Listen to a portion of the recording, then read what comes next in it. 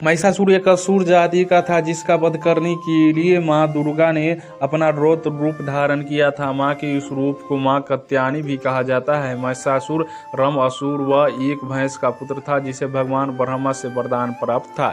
इसी कारण देवताओं के लिए उसे पराजित करना असंभव था। तब जाकर माँ दुर्गा ने जन्म लिया व उस दुष्ट राक्षस का वध किया था।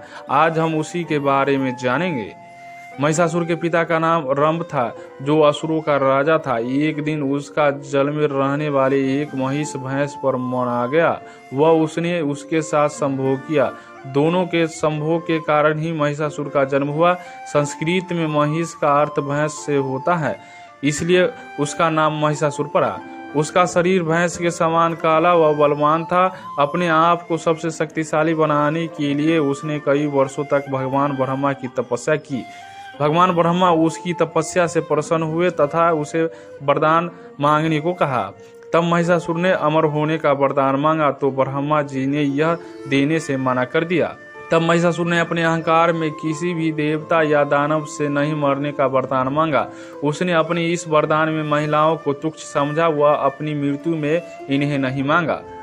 भगवान ब्रह्मा से वरदान पाकर महिषासुर अपनी असुर प्रवृत्ति के कारण उसका दुरुपयोग करने लगा तथा सभी पर अत्याचार करना शुरू कर दिया। उसके अत्याचार से संपूर्ण मानवता, सभ्यता तथा देवताएं आतंकित थे।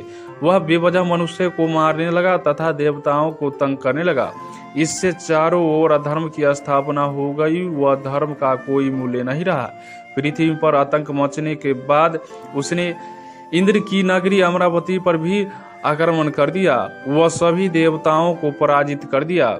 उसकी उस असुर सेना के सामने कोई भी टिक नहीं पाया।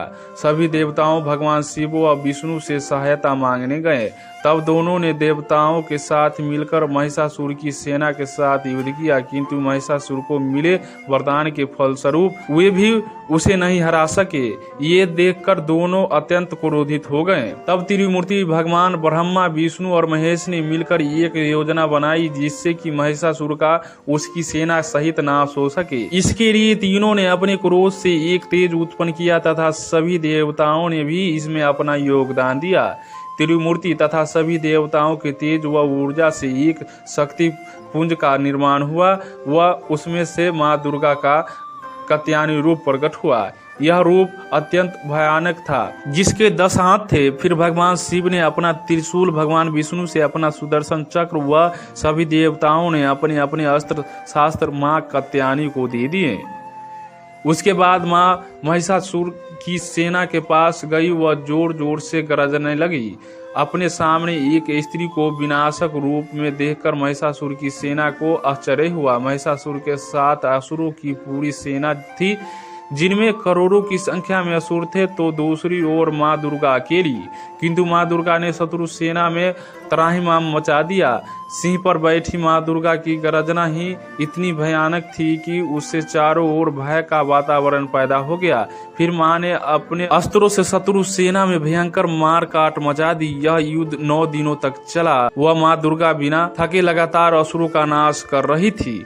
धीरे धीरे करके महिषासुर के सभी मित्र, सिपाही, मंत्रीगण, सेनापति इत्यादि मारे गए। अंतिम दिन अर्थात 10वें दिन महिषासुर का माँ दुर्गा से युद्ध हुआ। तब माँ दुर्गा ने भगवान शिव से मिले त्रिशूल से उसका वध कर डाला। इस प्रकार माँ दुर्गा के प्रचंड रूप ने महिषासुर की उसकी राक्षसी सेना सहित संपूर्ण नाश कर डाला व धर्म की पुनः स्थापना की। तो हेलो दोस्तों, हमारी आज का जानकारी कैसा लगा? अगर अच्छा लगा हो तो लाइक, शेयर और सब्सक्राइब करना न भूले। पूरा वीडियो देखने के लिए धन्यवाद।